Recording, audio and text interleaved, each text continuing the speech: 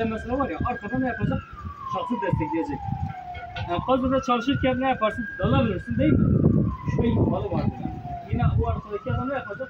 Body kontrol edecek. Her zaman bir kurtarmada ne yapacaksın? Sıklaştırmış hava ne? Kaç bardak çalışıyor? 300 bar bas. 300 bar bas. Ama buraya uygulayacağımız basınç kaç bar? 8 bar bas.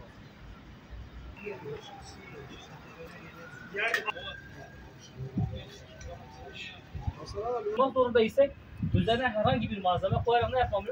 Orayı absorbe etmek. Aynen, kapatmalıyız. Şimdi kaydırma ile ilgili de en az diyor ki bu malzeme en az %75 oranda alta geçmesi lazım.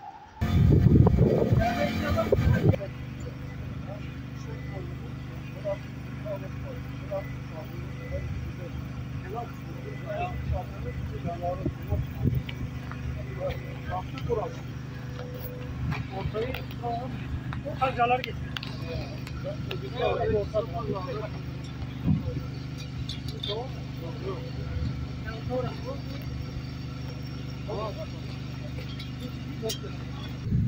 Yıllık çalışma ne yapıyorsun? Kırıcı var. Kırıcıyla çiziyorsun, kırıcıyla kırıyorsun. Daha rahat oluyor yani. Ondan sonra diğer bir çalışmamız var. Üstten kare. Üstten aşağı zaten tünelde zaten biliyorsunuz.